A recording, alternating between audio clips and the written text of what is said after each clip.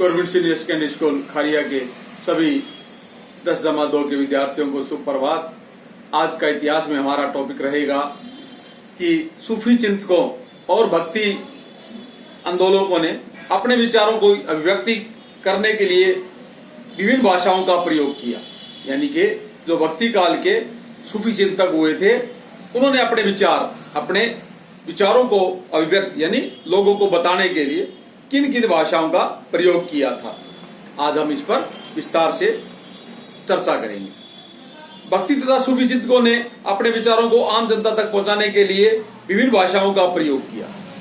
जो भक्ति काल के सूफी चिंतक हुए हैं, उन्होंने अपने विचारों को प्रकट यानी लोगों को समझाने के लिए कई भाषाओं में विभिन्न भाषाओं का प्रयोग किया।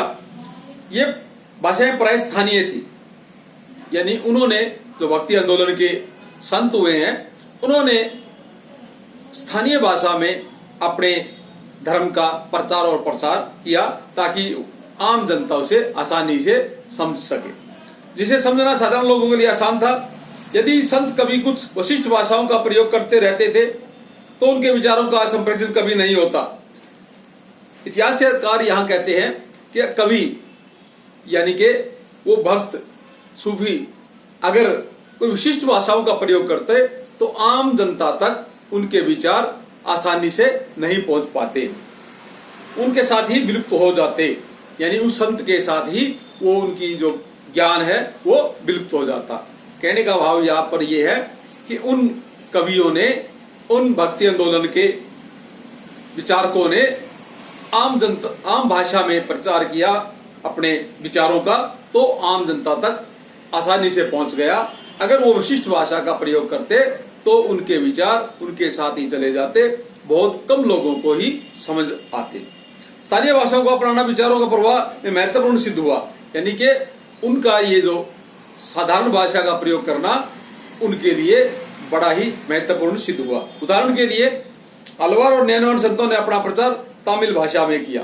अलवार और नेनवार दोनों ही भक्ति आंदोलन के मुख्य कवि थे, मुख्य गुरु रहे, और वो तमिलनाडु से ही बिलोंग करते थे। तो उन्होंने अपना जो प्रयोग है, उन्होंने अपना प्रचार और प्रसार तमिल भाषा में किया ताकि लोगों को जल्दी से आसानी से समझ में आ सके।